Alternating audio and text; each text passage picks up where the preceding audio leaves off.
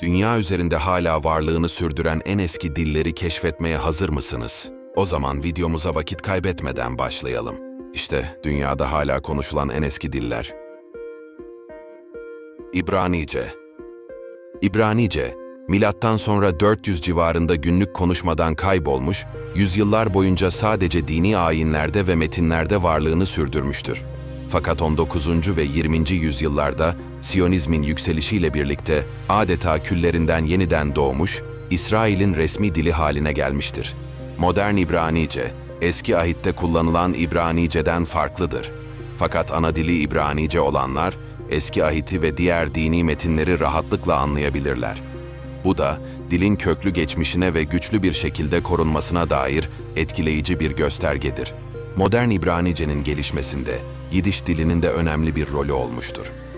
İlk İbranice konuşanların çoğu Yidiş ana diline sahipti ve bu durum modern İbranice'nin kelime dağarcığı ve gramerine Yidiş'ten kelimelerin ve özelliklerin sızmasına yol açmıştır. Modern İbranice'nin kelime dağarcığının büyük bir kısmı eski ahitten ve diğer dini metinlerden gelmektedir. Arap alfabesine benzeyen İbranice alfabesi sağdan sola doğru yazılır. İbranice, İsrail'de yaklaşık 9 milyon kişi tarafından konuşulmaktadır. Baskça, Avrupa'nın en ilgi çekici ve gizemli dillerinden biridir. Roman dillerinden veya herhangi bir bilinen dil ailesinden bağımsız bir dil olarak karşımıza çıkar. Bu Baskça'nın dünyada akraba olduğu hiçbir dil olmadığı anlamına gelir. Bu eşsiz dil, sadece Fransa ve İspanya'nın bazı bölgelerinde yaşayan Bask halkı tarafından konuşulmaktadır. Yaklaşık 541.600 kişi Baskça konuşmaktadır ve bu da onu nispeten küçük bir dil yapmaktadır. Bask dilinin kökeni ve tarihi hala tam olarak bilinmemektedir. Dilbilimciler, Baskça'nın Roman dilleri olan İspanyolca ve Fransızcanın bölgeyi domine etmeden önce var olduğuna inanmaktadır. Hatta bazı dilbilimciler, Baskça'nın Hint-Avrupa dillerinin Avrupa'ya yayılmadan önce var olduğunu ve bu nedenle Batı Avrupa'nın en eski dili olabileceğini savunmaktadır. Baskça'nın bu gizemli kökeni, dilbilimciler için büyük bir ilgi kaynağıdır. Baskça'nın kökenini ve tarihini anlamak için birçok araştırma yapılmaktadır. Bu araştırmalar, Baskça'nın dilbilimsel evrimi hakkında yeni bilgiler ortaya çıkarmaktadır. Tamilce, yaklaşık 78 milyon kişi tarafından konuşulan ve Sri Lanka ile Singapur'da resmi dil olarak kabul edilen Tamilce, modern dünyaya kadar varlığını sürdürebilmiş tek klasik dildir. Çoğunlukla Güney ve Doğu Hindistan'a özgü bir dizi dili içeren Dravidian dil ailesinin bir parçasını oluşturan bu dil, aynı zamanda Tamil Nadu eyaletinin de resmi dilidir. Araştırmacılar M.Ö. 3. yüzyıla kadar uzanan Tamilce yazıtlar bulmuşlardır ve o zamandan beri sürekli olarak kullanılmaktadır. M.Ö. 600 civarında yaygın kullanımdan düşen ve çoğunlukla bir ayin dili haline gelen bir başka eski Hint dili olan Sanskritçenin aksine Tamilce gelişmeye devam etmiş ve şu anda dünyada en yaygın konuşulan 20. dil olmuştur. Litvanca, çoğu Avrupa dili, Hint-Avrupa dil ailesine mensuptur ve kökenleri M.Ö. 3500 civarına kadar uzanır. Zamanla İngilizce, Almanca ve İtalyanca gibi dillere dönüşerek ortak kökenlerini belli eden bazı özelliklerini kaybettiler. Fakat Hint-Avrupa dil ailesinin Baltık kolunda yer alan Litvanca, dilbilimcilerin Proto-Hint-Avrupa olarak adlandırdıkları ve M.Ö. 3500 civarında konuşulduğu varsayılan dilin özelliklerini daha fazla korumayı başardı.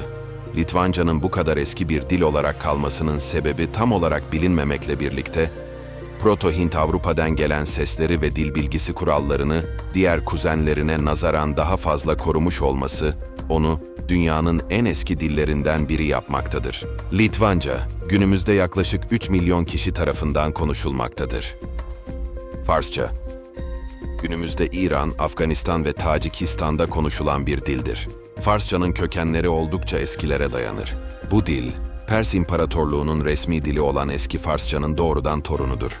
Modern Farsça ise, milattan sonra 800 civarında şekillenmiş ve o zamandan beri nispeten az değişmiştir. Bu durum, Farsçayı birçok modern dilden ayıran önemli bir özelliktir. Örneğin, günümüz Farsça konuşanlar, milattan sonra 900'lerden kalma bir metni, İngilizce konuşan birinin Shakespeare'i okuyabildiğinden çok daha rahat bir şekilde anlayabilirler. Farsçanın bu kadar az değişmesinin birkaç sebebi vardır. Birincisi, Farsça yazı sistemi, Arap alfabesinden türemiş olsa da, sesleri oldukça tutarlı bir şekilde temsil eder. Bu da, metnin telaffuzunun zaman içinde çok fazla değişmemesini sağlar. İkincisi, Farsça edebiyat ve kültürü dilin korunmasında önemli bir rol oynamıştır. Yüzyıllar boyunca Farsça şiir, roman ve diğer edebi eserler, dilin zenginliğini ve güzelliğini korumaya yardımcı olmuştur. Günümüzde Farsça, yaklaşık 100 milyondan fazla kişi tarafından konuşulmaktadır. Farsça, sadece İran, Afganistan ve Tacikistan'da değil, Irak ve Özbekistan gibi ülkelerde de önemli bir azınlık dilidir. İzlandaca, Kuzey Cermen dil koluna ait bir Hint-Avrupa dilidir. Bu dil, İngilizce gibi Batı Cermen dillerinden farklı olarak, zaman içinde daha muhafazakar bir şekilde gelişmiştir ve birçok eski dil bilgisi özelliğini korumuştur. Danimarka'nın 14. yüzyıldan 20. yüzyıla kadar İzlanda'yı yönetmesine rağmen İzlandaca üzerinde çok az etkisi olmuştur. Bu sayede dil, İskandinav yerleşimcilerin 9. yüzyılda adaya getirdikleri şeklinden çok az değişmiştir. Bu durum, İzlandaca konuşanların yüzyıllar önce yazılmış İskandinav destanlarını rahatlıkla okuyabilmelerini sağlamaktadır. İzlandaca yaklaşık 350 binden fazla kişi tarafından konuşulmaktadır. Makedonca, Slav dil ailesine mensup bir dildir. Bu dil ailesi, Rusça, Lehçe, Çekçe ve Hırvatça gibi dilleri de içerir ve nispeten genç bir dil ailesi olarak kabul edilir. Slav dilleri, Ortak Slavca olarak adlandırılan ortak bir atadan türemiştir. Makedonca ve Bulgarca, eski Kilise Slavcası ile en yakın ilişkili dillerdir. Eski Kilise Slavcası, Kiril ve Metodi tarafından 9. yüzyılda standartlaştırılan ve Slavları Hristiyanlığa döndürmek için kullanılan bir dildir. Kiril ve Metodi, Makedonya'dan gelmekteydiler ve eski Kilise Slavcasını oluştururken Makedoncadan büyük ölçüde etkilendiler. Makedonya ve Bulgaristan arasındaki karmaşık tarihsel ilişkiden dolayı, Makedonca ve Bulgarcanın ayrı diller olup olmadığı konusunda tartışmalar mevcuttur. Bölge dışında hakim olan akademik görüş, Makedonca ve Bulgarcanın farklı diller olduğu yönündedir. Makedoncanın dil bilgisi, diğer Slav dillerinin dil bilgisine benzer. Fakat, Makedonca'da diğer Slav dillerinde bulunmayan bazı dil bilgisi, kuralları da bulunur.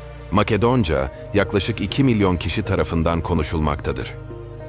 Fince, 16. yüzyıla kadar yazıya geçirilmemiş bir dil olsa da, kökenleri çok daha eskilere dayanmaktadır. Fin-Ugor dil ailesinin bir üyesidir. Bu dil ailesi, Estonca, Macarca ve Sibirya'da konuşulan birkaç azınlık dilini de kapsar. Fince yüzyıllar boyunca diğer dil ailelerinden birçok kelime ödünç almıştır. Fakat bu ödünç kelimelerin çoğu, geldikleri dillerden ziyade orijinal biçimlerinde korunmuştur. Örneğin, anne anlamına gelen Aiti kelimesi artık konuşulmayan Gotik dilinden türemiştir. Kral anlamına gelen Kuningaz kelimesi ise eski Germence Kuningaz kelimesinden gelmektedir ve bu kelime günümüzde hiçbir Germen dilinde bulunmamaktadır. Fince yaklaşık 5 milyon kişi tarafından konuşulmaktadır. Gürcüce, Kafkasya bölgesinde konuşulan ve Kartvelce dil ailesine mensup bir dildir. Bu dil ailesi, Gürcücenin yanı sıra Sıvanca, Megrelce ve Lazca dillerini de kapsar. Kartvel dilleri, Hint-Avrupa, Türki ve diğer dil ailelerinden tamamen farklıdır ve Kafkasya'ya özgüdür. Gürcüce, Kartvel dilleri arasında en yaygın konuşulan dildir ve 4 milyondan fazla kişi tarafından konuşulmaktadır. Gürcistan'ın resmi dilidir ve ayrıca Rusya, Ukrayna, Türkiye ve Azerbaycan'da yaşayan Gürcü azınlıklar tarafından da konuşulmaktadır. Gürcücenin köklü bir tarihi vardır ve eski bir edebi geleneğe sahiptir. Gürcü edebiyatının ilk eserleri 5. yüzyıla kadar uzanmaktadır ve Gürcü alfabesi de milattan sonra 3. yüzyıla kadar Aramice'den uyarlandığı düşünülmektedir. Gürcü alfabesi, güzel ve özgün bir alfabeye sahiptir ve 33 harften oluşmaktadır. İrlanda Galcesi. Günümüzde İrlandalıların sadece küçük bir çoğunluğu tarafından ana dil olarak konuşulsa da uzun bir geçmişe sahiptir. Hint-Avrupa dillerinin Kelt kolunun bir üyesidir ve Cermen etkileri gelmeden çok önce şu anda Büyük Britanya ve İrlanda olan adalarda varlığını sürdürmüştür.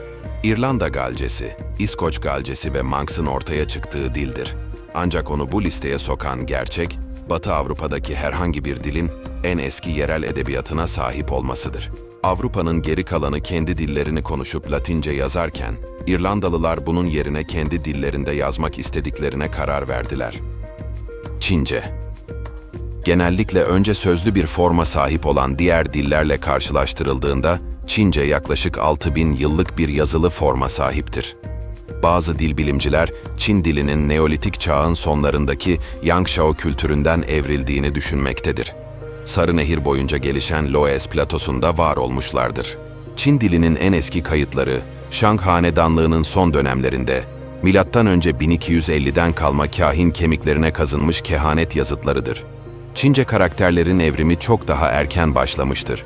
Birkaç evrim geçiren Çince karakterler, M.Ö. 221'den 206'ya kadar hüküm süren Çin Hanedanlığı döneminde standartlaştırılmıştır.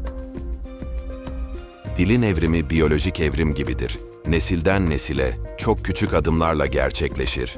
Dolayısıyla bir dil ile ondan gelişen bir sonraki dil arasında belirgin bir kırılma noktası yoktur. Bu nedenle bir dilin diğerinden gerçekten daha eski olduğunu söylemek imkansızdır. Hepsi insanlığın kendisi kadar eskidir. Bununla birlikte bu dillerden her biri onu kitlelerden ayıran küçük bir özelliğe sahiptir. Eğer bu videomuz hoşunuza gittiyse kanala abone olmayı ve bildirimleri açmayı unutmayın. Sonraki videoda görüşmek üzere. Hoşça kalın.